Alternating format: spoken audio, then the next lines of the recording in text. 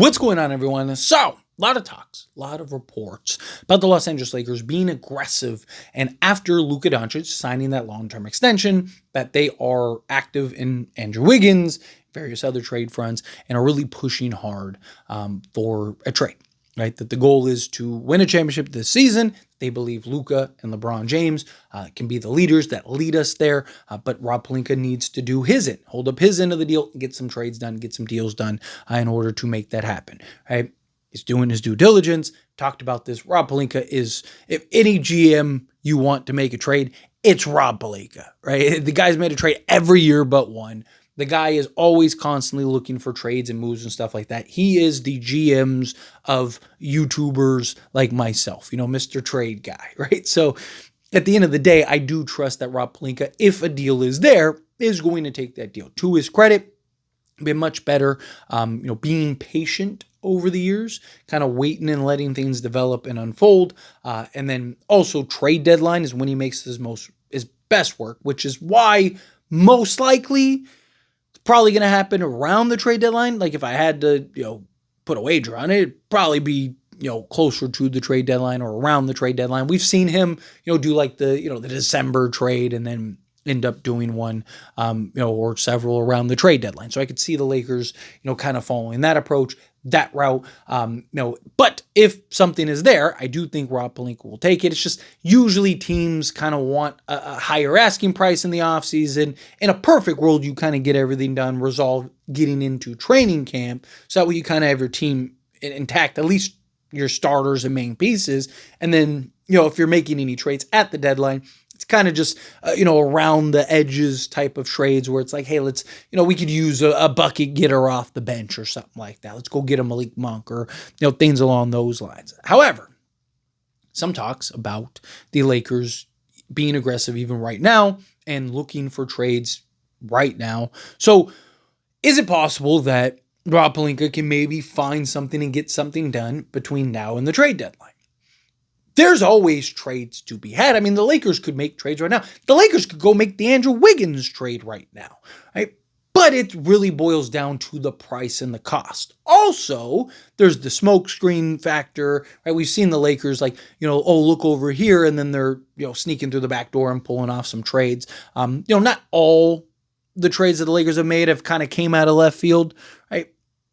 Been pretty even, but we've had quite a bit that kind of came out of left field. We were just like, wow. I mean, obviously the Luka trade, the Mark Williams trade, which failed trade, but like Rui, D'Angelo Russell, the Utah trade itself was very known, that was talked about for like over a year. So that was something, right? We've had trades. The Dorian Finney-Smith was a bit of both, right? Lakers were linked to Dorian Finney-Smith for over like literally the previous trade deadline, and it didn't work out.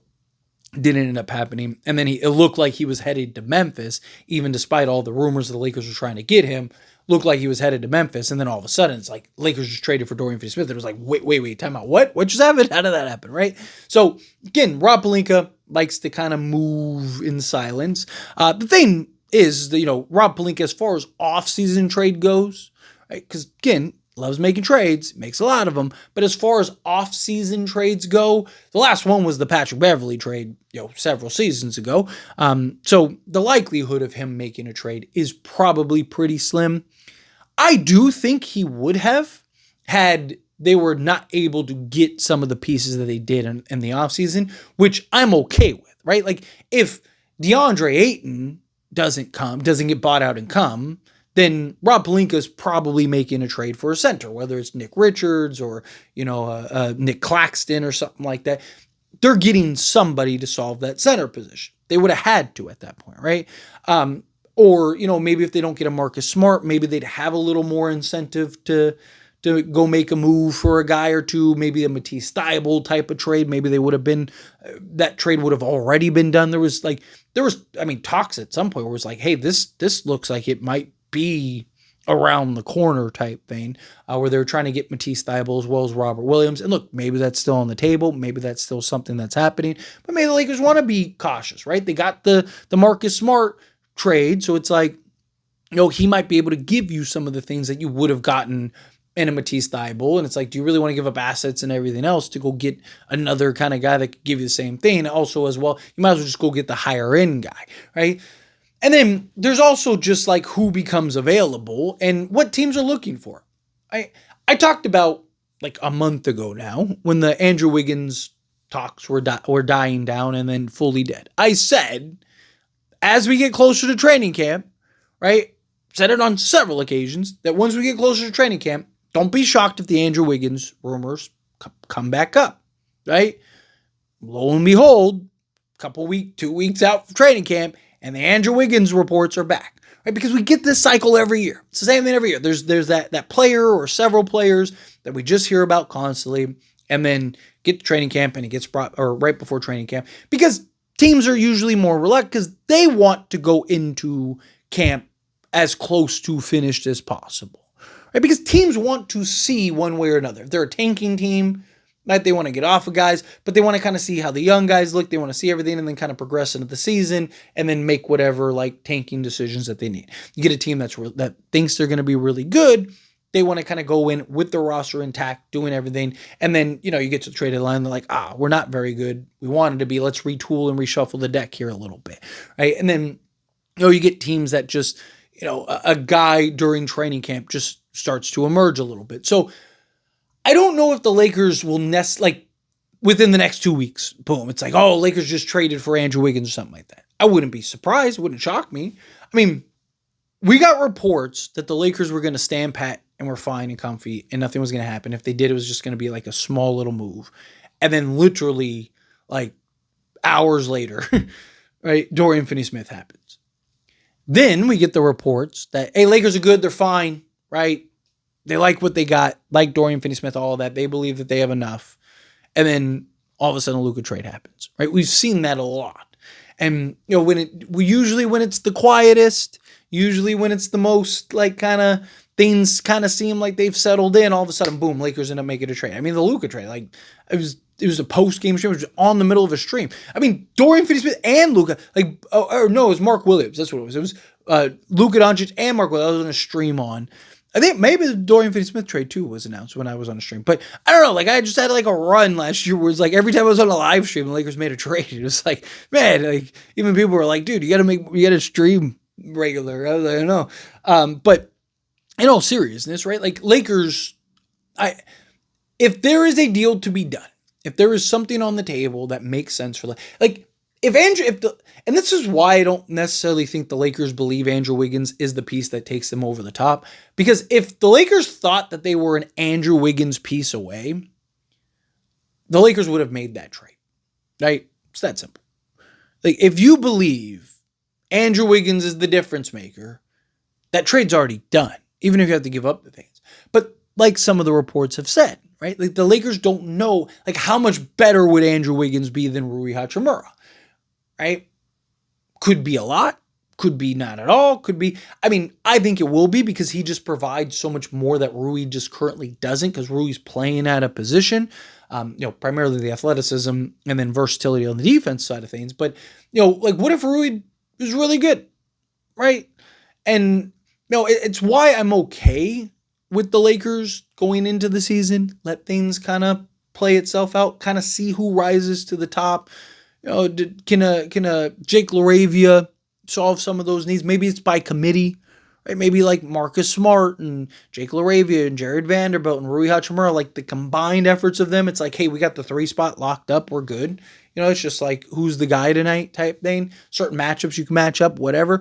That's a possibility. Like I talked about earlier, maybe it's hey, we really need a bucket getter off the bench. We really need a Malik Monk type or something like that. Kind of let things develop and play itself out and then make your decisions and trades accordingly. Also, you want to see like, are you a good team? Are you a bad team? Are you kind of middle of the pack team? Is it like, because if you're really good and it's like, okay, now maybe it's like, hey, we're at Andrew Wiggins away, right? And the Lakers really believe that maybe now they go make that move and pull the trigger, right? But, to me, it's just, it boils down to like, can the Lakers find that team or convince that team, can Rob Pelinka convince that team of like, hey, you really want to go into the season with this guy?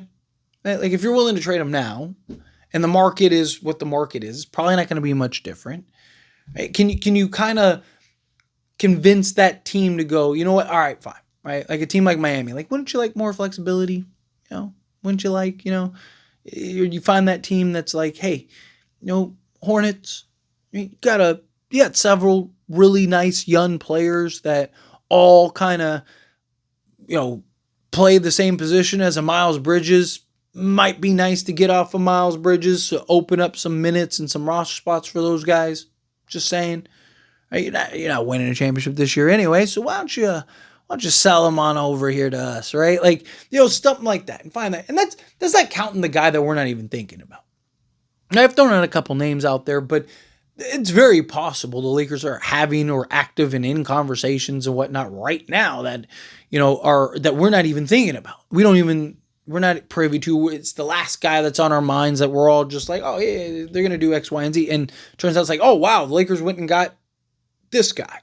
It's like, wow, like, didn't see that coming, right? And, maybe there's so many teams and so many players, there's so many guys that, every couple weeks a guy's disgruntled, every couple weeks a guy's done. It's just, will the Lakers make the moves, and are the Lakers willing to kind of, push their chips in now, or are they like fully committed to, because like the report said, Lakers' mindset and opinion has changed. Like, everything's kind of shifted because of the Luka extension, because they trust that, like, hey, we have Luka long term now, right? So the concern was like, okay, we need to get Luka locked up, and we need to get him locked up long term. Well, they got that. So now it's like, okay, now there's the incentive. Now you're a little more incentivized to make these bigger swings, make these bigger trades, make these bigger moves. Again, Rob Pelinka's patience has been paying off. So I want him to stay the course. But I've talked about it. Fine line between being patient and too passive. You got to be able to find that opportunity. It presents itself, get that opportunistic trade, and then jump on that opportunistic trade, get that going, and now you're off to the next one, right? You're off to the next thing.